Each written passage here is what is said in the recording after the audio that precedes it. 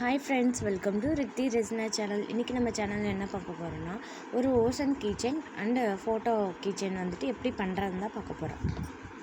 இப்போ இந்த 2 கீச்செயினுக்கு தேவையான ரெசினன் ஹார்னர் நம்ம எடுக்க போகிறோம்.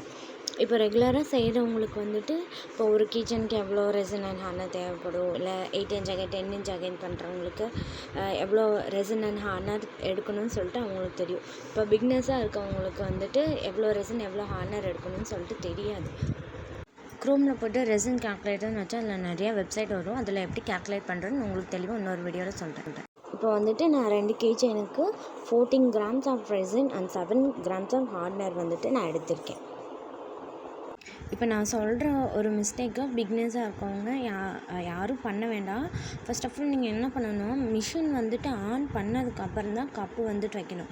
கப்பு வச்சுட்டு நீங்கள் மிஷின் வந்துட்டு ஆன் பண்ணக்கூடாது.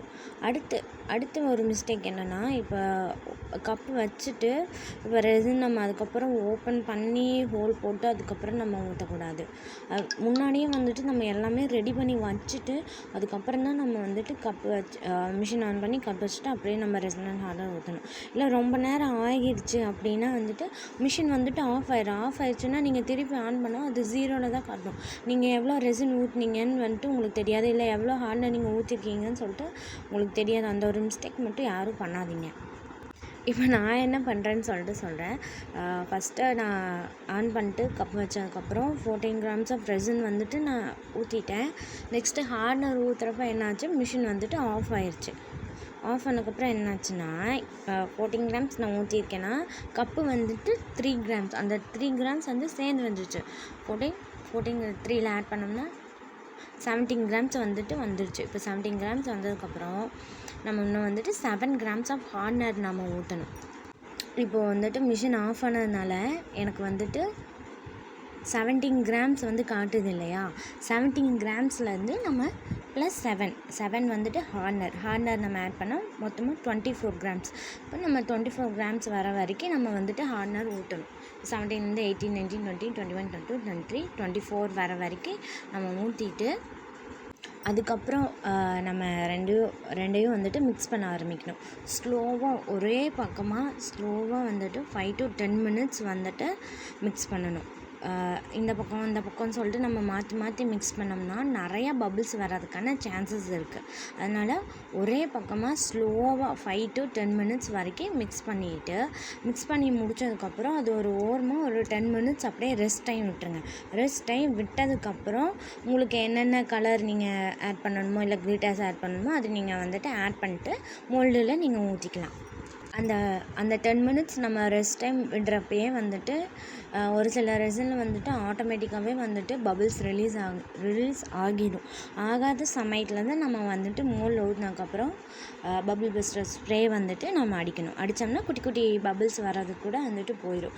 இப்போ வந்துட்டு நான் ஓஷன் தீமுக்கு அக்வா ப்ளூ கலரும் சாண்ட்ஸ்டோன் கலரும் எடுத்திருக்கேன். ஃபோட்டோ கீச்சனுக்கு வந்துட்டு கோல்டன் ஃப்ளெக்ஸும் பிங்க் கலர் மைக்கா பவுடர் வந்துட்டு நான் எடுத்திருக்கேன். பிங்க் கலர் மைக்கா பவுடர் கூட பிங்க் கலர் கிளிட்டர்ஸும் நான் வந்துட்டு எடுத்திருக்கேன். அதுக்கப்புறம் நான் கலர்லாம் மிக்ஸ் பண்ணிவிட்டு வீடியோ எடுக்கவே நான் மறந்துட்டேன். அதுக்கப்புறம் வந்துட்டு வீடியோ ரெக்கார்ட் பண்ணேன். எல்லா இதுவும் முடித்ததுக்கப்புறம் தான் நான் வீடியோவே ரெக்கார்ட் பண்ணேன். அடுத்து வந்துட்டு இதெல்லாமே நீங்கள் பண்ணி முடித்ததுக்கப்புறம் செகண்ட் லேயர் ஆஃப் ரெசின் வந்துட்டு நீங்கள் ஊற்றணும். ஒரு ரெசின் ஒரு இதுக்கும் ஒரு டைம் இருக்குது.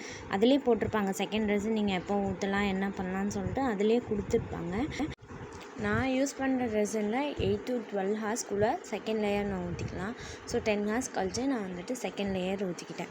இப்போ வந்துட்டு ஃபோட்டோ நம்ம கீச்செயினில் வச்சுருக்கோம் இல்லையா, ஃபோட்டோ வைக்கிறதுக்கு முன்னாடி அதை வந்துட்டு ஸ்டிஃபாக நிற்கிறதுக்காக அதில் லைட்டாக கொஞ்சமாக ரெசின் ஊற்றிட்டு ஃபோட்டோ ஃபிக்ஸ் பண்ணிட்டு அதுக்கப்புறம் நீங்கள் செகண்ட் லேயர் ஊற்றினா ஃபோட்டோ வந்துட்டு ஆடாது. நம்ம வச்ச இடத்துலேயே அப்படியே வந்துட்டு ஃபிக்ஸ் ஆகிடும்.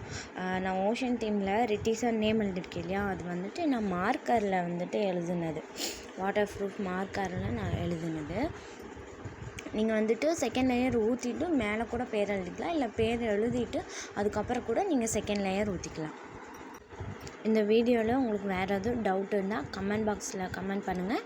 நான் கண்டிப்பாக உங்களுக்கு ரிப்ளை பண்ணுறேன். தேங்க்யூ ஸோ மச் ஃபார் வாட்சிங் மை வீடியோ.